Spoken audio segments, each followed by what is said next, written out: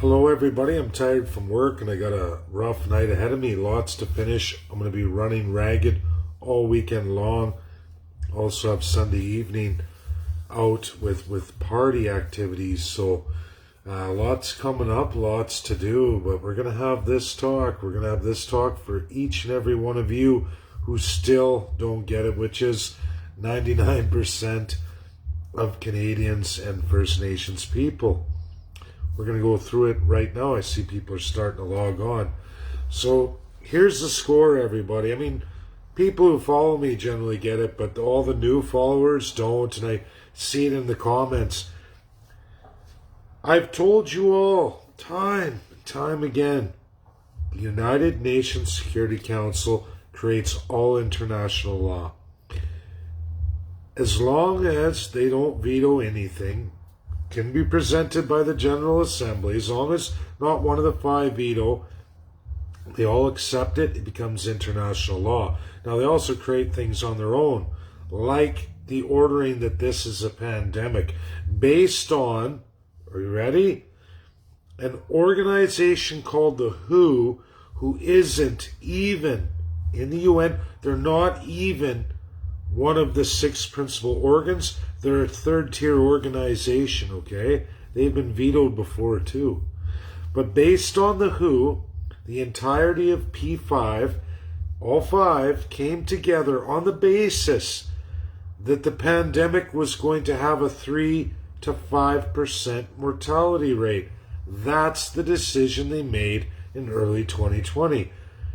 People have to stop looking with the horse blinders and understand the P5, the highest level of the UN, absolutely judge, jury, and executioner in this world, and crafter of all international binding law. Meaning, if you don't hear the word binding international law, you hear non-binding. That means it was vetoed by one of them, or all of them, or a combination.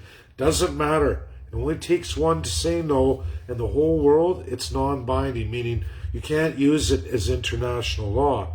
You can take it and enforce it on your people against the P5. That's a government's prerogative. You can betray the allies. You can say, up yours. I'm going to be with the law of sovereignty and enforce an agreement upon my own people, not the world. And I will run it with our government. That's your choice. The P5 doesn't like it. The more you do, the more you're in Axis power. Canada's signed a crap load of these. Harper did a whole bunch, so did Trudeau. And guess what? We're an autocracy anyway. It doesn't matter. We're a crown colonial autocracy. They're waking up to it. The whole point of this, everybody, before I go back to the vast amount of work I have all through this weekend, and I'm not even going to answer a lot of tags unless it's super critical. Please stop tagging me on my Facebook. I know you all mean well, but I don't have any more time. And I'm going to make this last video, and it's huge. You should share it because I will prove it. Doesn't matter on Monday. You're all going to see it. Everybody's going off about there wasn't a mortality rate. That's false.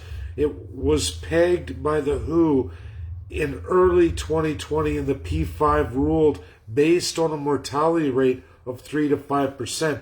The ICC today, early this morning, explained to all of you in an article what they work on because they're the court of the P5. That's what they are. ICC, International Criminal Court, is the court of the P5 who makes recommendations. Whatever cases, they do it in the same common law style that Canada and other countries are familiar with. Our lawyers will function well in there. However, the decision made there is sent to the P5, and if they don't like it, they'll throw it in the garbage. Okay? Just like anything else, they can veto it, but that's their court. If navigated properly, they will ascend and they will act as judge, jury, and executioner of what ICC brings them. Yes, you need ICC because it's their court, but you have to present in a way that's going to make the entirety of the P5 happy, and I know how to do that. And this is what I'm trying to explain to all of you. ICC definitely holds child crimes as the P5 do in the highest regard. They will act on that. Women and children, the worst crime you can commit of a genocide, women and children. Canada's guilty. Why I use the pandemic is because all five ruled it a pandemic in early 2020 based on the WHO that there would be a 3 to 5% mortality rate. Residential schools are coming in at 4.1 to what's likely 6% genocidal rate. That is the government of Canada forcibly taking children mandated by law passed by federal governments, acts and bills passed by the provinces from the federal government. Okay?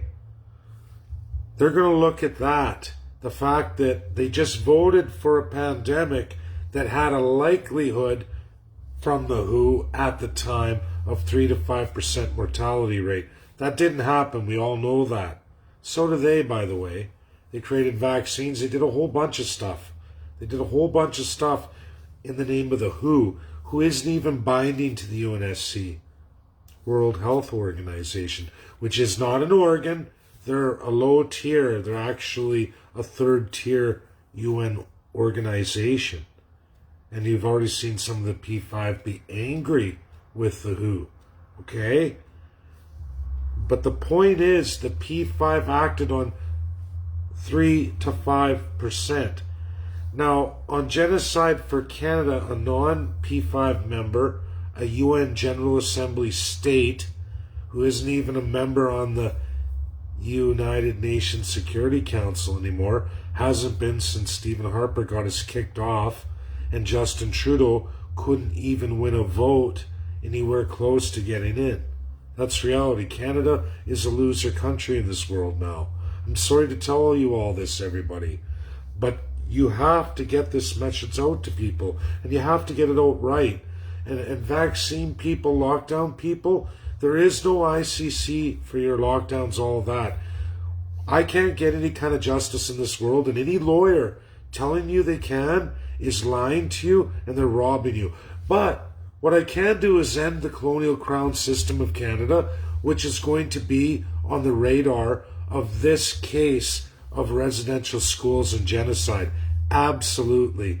Pope Francis has called it out, the ICC has called it out, and so has the P5 members. I've been educating them non-stop for over a year. My loyalist followers know exactly what I've been up to. I wrote a paper in Oxford outlining the 2 world wars of colonial wars in its entirety and absolute truth. I defined the P5.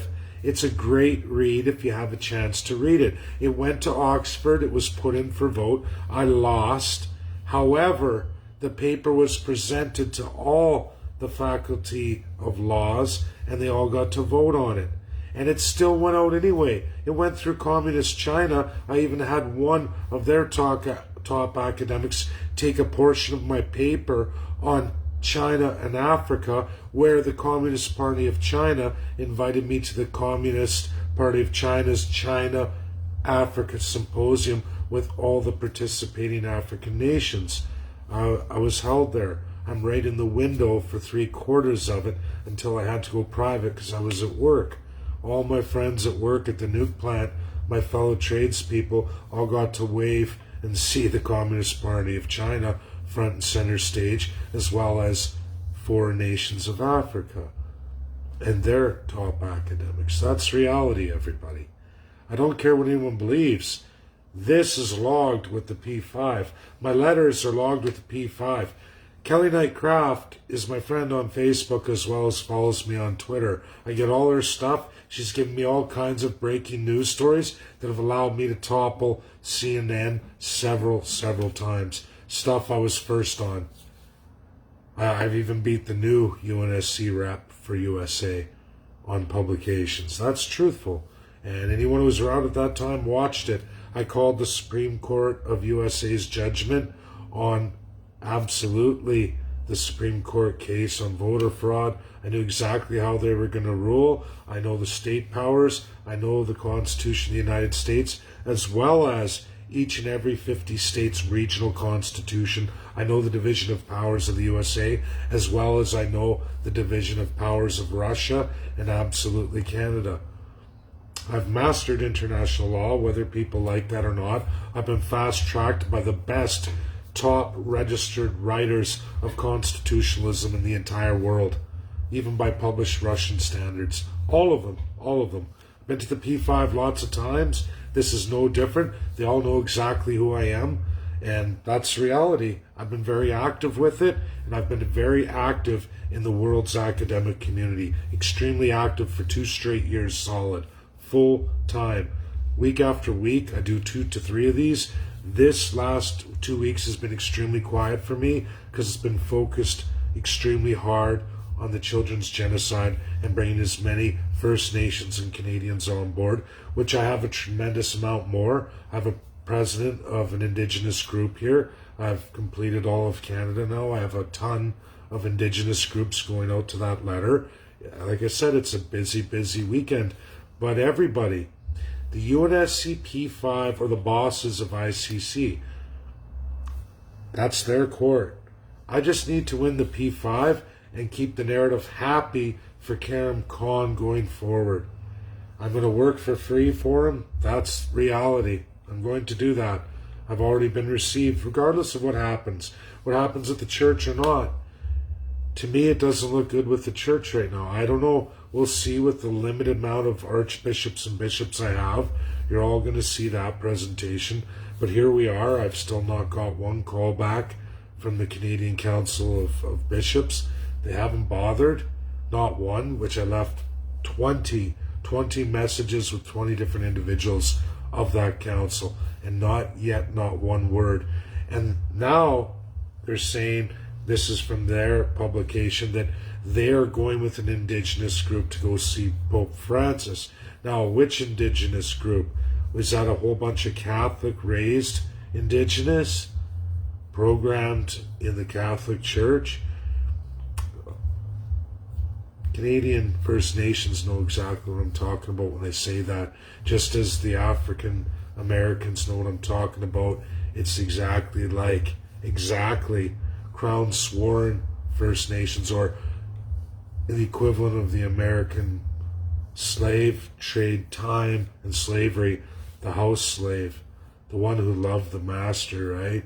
That they've been institutionalized, like each and every one of us. I was there too at one time, and it's hard to break unless you find the answers yourself. I've had the luxury of touring the world, but the reality is here, everybody, the P5, when faced with a genocide of 4 to 6% on children, forced taken by a government of a UN state, they're unanimously going to rule it a genocide and paramount for the ICC.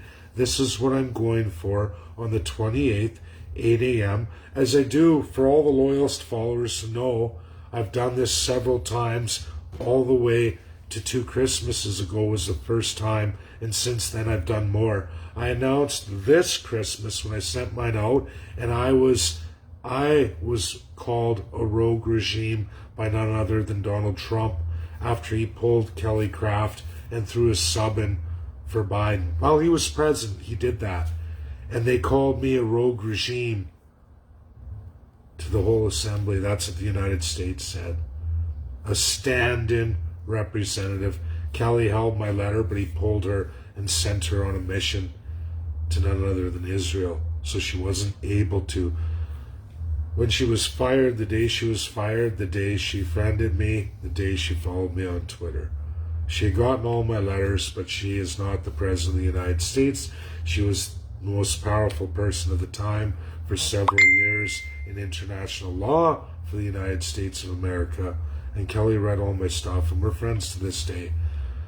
I worked on Kelly Nightcraft as I do all UNSC reps for all the 5 countries. I've been hard at it through this build and all the years of this and my international work, as well as the 2 years of independence, because I learned a very long time ago, as I explored the independence of Alberta, the legal path, I learned of the UNSC, the ultimate power of the world, and I set about on a 4-year journey to learn them each and all entirely and understand international law completely. And I do. I'm fortunate. I've learned that by staying the course, which is why I am Canada's expert on this, and I will assist all the way through. And Karim Khan likes that because that way he's going to be safe. Because for everybody, the last prosecutor for the UNSC misstepped and went after one of the P5 and got sanctions by none other than Donald Trump. Now, she had to resign her post. Karim Khan is taking over. He likes the idea that I've called this stuff out. I'm going to be going forward with him for absolutely free, as everything I do is free, because it's not about making money. It's about changing the world and making the world a better place. And for Canadians here, and Indigenous, First Nations, First Peoples, whichever term you feel comfortable with, Métis if you're Métis, Inuit if you're Inuit, region by region, group by group, we've already hit those numbers, there's no doubt about it. The other half of the article for the ICC, to tell all of you, is they deal most with children's genocide or women, but children's is the biggest violation of international law. But more on that is children's sex abuse, which this is riddled with too. I told you all, it's 4 to 6% mortality rate, murder rate is what we're saying, of 100,000 children. That's just the tip of the iceberg, even though that's awful. Those are those who fought back and said, no, don't do that to me. Do you know how many more were abused physically and sexually? Do you know how high the percentage gets? You're going to find out. You all haven't seen nothing yet. And for all those still doubting, let's just wait and see how the UNSC rolls out on Monday the 28th, Day of Children's Genocide. Thank you. That's my video. I'm going back to work now, everybody. And I'm going to be very quiet here for the next few days, except for presentations, church, and of course going into the UNSC, so you all see it with all of your signatures on it. Well over 1,600 now, and a few groups, businesses, First Nation firms, 2 of them, and another big group of First Nations as well too. We've gotten right across Canada, so I think everybody should be pleased with that. I really do want the Catholic Church. I think that would be icing on the cake, but it looks like it may not come to pass. It may look like it's all crown orientated and specific for the Pope for show. And if that's the case, the next video when I get home to Alberta will be collecting my Catholic sacraments, all of them, and throwing them in the fire pit live for all of you and lighting it on fire. That's what's going to happen if I don't get one bishop to answer me for the UNSC letter on the 28th. I will be absolutely done with the Roman Catholics or any form of Catholicism. I will have nothing more to do with it if I don't get at least one bishop or archbishop to come forward and put their name on our letter. That's reality. I'll never be able to look at a priest ever again, or ever trust them, or ever always be thinking, what are you? Because you're no man of God. I'm sorry. Chances are very good you're not. And that you're an organization, the kind that sent Jesus over 2,000 years ago to flip out a market of a church, a Jewish church, using it as a place of money and trading. That's not the church of God. And it makes me go back to the Church of Jesus Christ is inside you. It's what gives me the strength to do the work I do. And I'd never ask for $1 for doing the right thing, trying to make the world a better place, or to absolutely fix Canada and everybody. If you don't see how this solves all the problems, ending colonialism and having accountability on politicians and watching them shit their pants when they start seeing politicians get hauled off because of their autocratic choices as divine rights they thought they had, how do you think that's going to make every politician going forward? One way or another, colonialism's going down. First Nations are the key. Unifying First Nations, the Canoe people, and the boat people, all Canadians together, is how we win this country, which there's 4/5 out there for each and every one of you. We can settle the claims, restore everything. It's not the people who are getting the wealth off of all the crown land. It's government officials. It always has been. That crown defined. It's not Queen Elizabeth II. She gets $6 million a year. That's chump change for old Jason Kenney, Premier of Alberta. He's amassed millions more than the crown since his reign of terror as a genocidal maniac, first-class Canadian politician. He's not the only one.